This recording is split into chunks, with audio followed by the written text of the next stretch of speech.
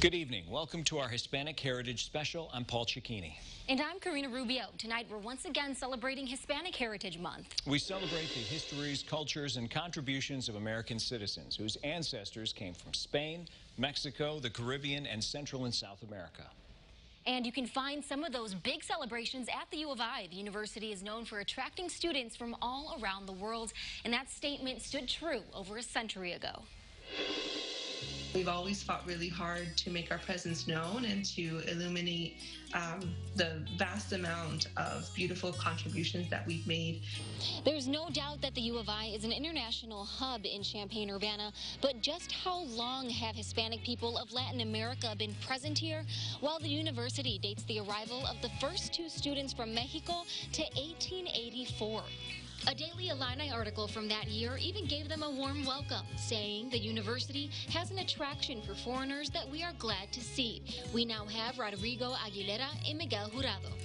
It's not surprising that we saw Mexicans coming to the United States to be able to pursue education. We're seeing this at the end of the 19th century, which in Mexico we call this moment the Porfiriato. Porfirio Diaz was president of Mexico. He pushed for industry and foreign investment.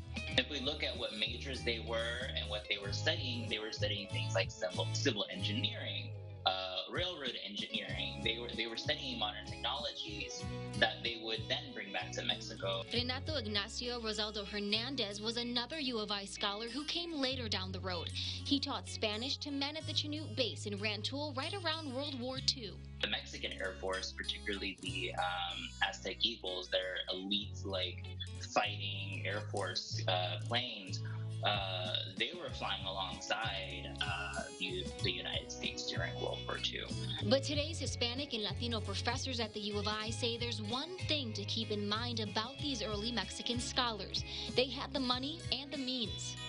These are wealthier Mexicans, white Mexicans at that.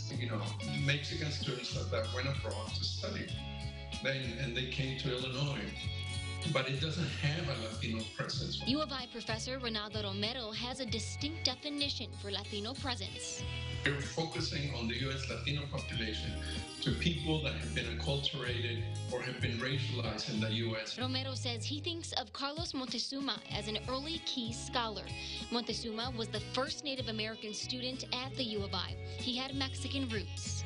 He was kidnapped by another tribe, and then he was sold, or he was adopted by this person from Illinois, and that's how he wound up here at the university. And Professor Luis Leal, who retired from the U of I in the 1970s.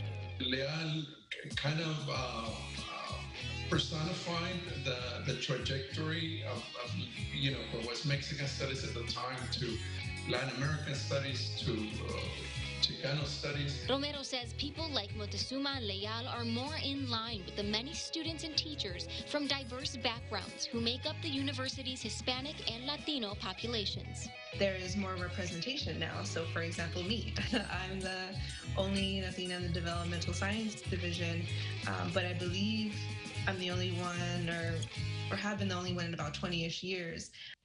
U of I professor Ronaldo Romero is one of the founding members of the Latino-Latina Studies Department as they know it today.